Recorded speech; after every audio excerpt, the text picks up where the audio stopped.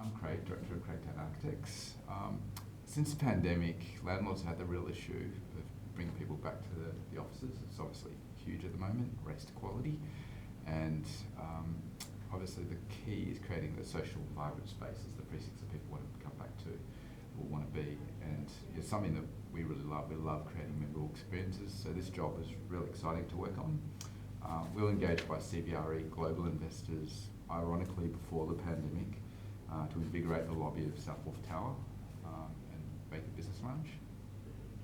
So this is the outside. Didn't touch the outside, but it's, as you see, it's pretty ugly. It looks onto the City Ring off-ramp, and it's got a connection through to the Yarra through this breezeway, and it's on the back of DFO, but it was a very dated building. It was only 2009, but it just felt like it was from the 80s, but not in a good way. This is the interior. As like you can see, it's really cold, forbidding. It's got this piano keyboard floor, as I call it, with this black stone everywhere. It feels like a mausoleum. And obviously it looks onto the sort of City Link off-ramp, so it was really quite a confronting space.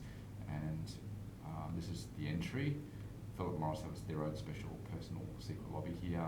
There's a little anti-space. You can't even see the lift lobby. You've got to run around the corner to get to it. Really ugly chandelier. So we didn't have a lot of budget, so we had to keep a lot of the stone.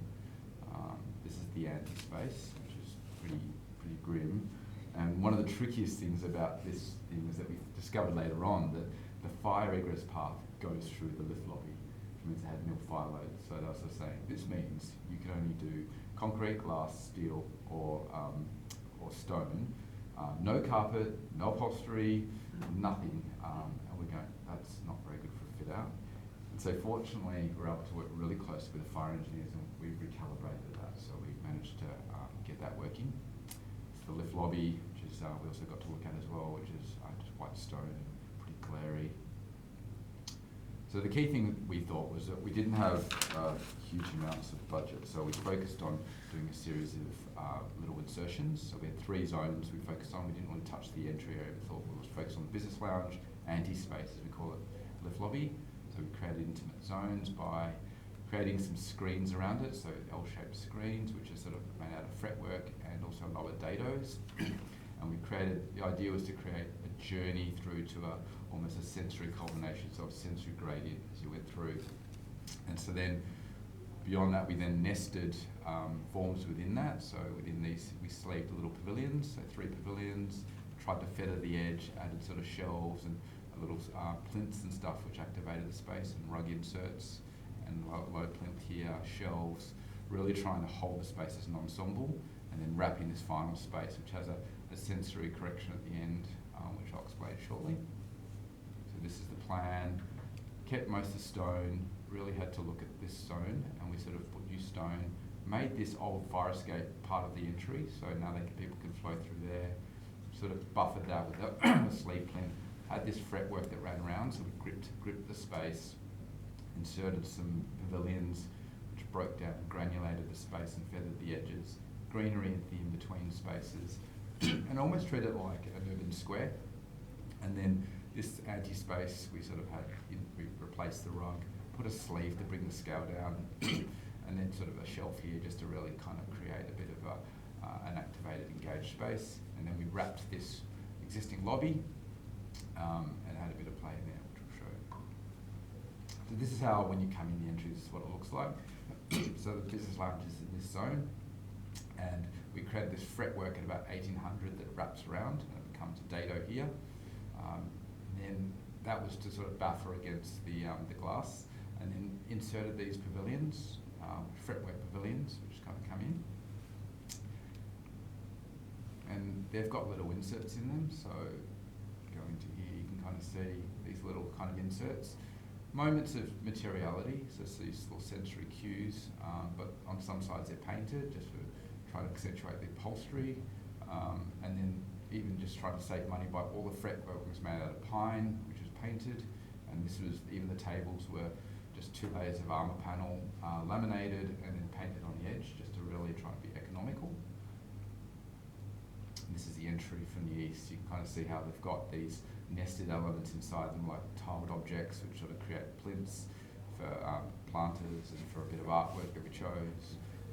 The greenery sort of sits in between spaces. You can see here that we had to keep the black stone back here, but we actually plastered these and painted them just to sort of lighten the key of the whole space and create sort of implied dado through there.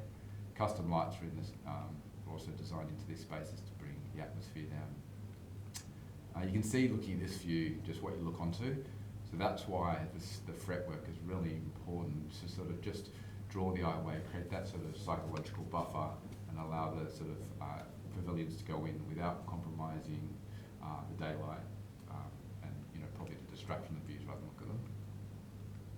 And then this little sleeve at the back also becomes useful for anchoring the central seating area. And it was really quite fun selecting all the furniture and fixtures for this space.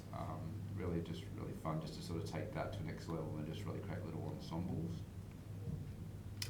And sort of this dado running through, you can sort of see how we sort of had a switchboard which we kind of concealed, and then a shelf, and then obviously balanced at the other end by a little pavilion, and then had these sort of high tops with little magazine shelves just to sort of activate the feather of the edge, places to perch.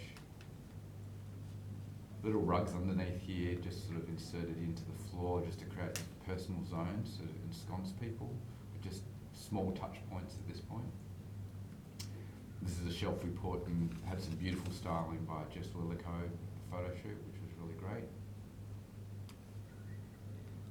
And then the anti-space. You come into this space, it's got no natural daylight and it's quite dark. So we wanted to work in counterpoint with the other one, create almost a sensory master plan. So this is actually about a moodiness, a sultriness. So we sort of inserted, we inserted this low dado.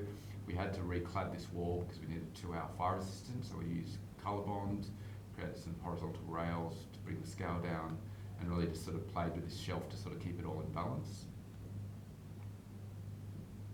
And it sort of really brought the mood down to different scales, which I think is really important. And then the existing opening to this lift core was kept. We sort of put this element to navigate between the anti-space seating zone and this scale of this entry. And what we did here was we wrapped the previous white stone with armour panel spotted gum, and then created this ethereal baffled ceiling, which is just painted pine again. Beautiful styling by Jess Lillico.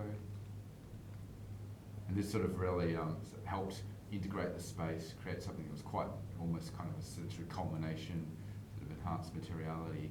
And then there's a mirror at this end which really creates a sense of vastness, so that it extends beyond and creates that kind of point which sort of pinches you and makes you awake as the culmination of the journey, as a threshold journey. Sort of see it there, this idea. Syncopated fins to sort of break the distance, reading of the distance, and to double the distance. And so the clients have been really happy with it. They're very happy about that we fixed up the whole building with the fire strategy, because that's just alleviated all that risk for them.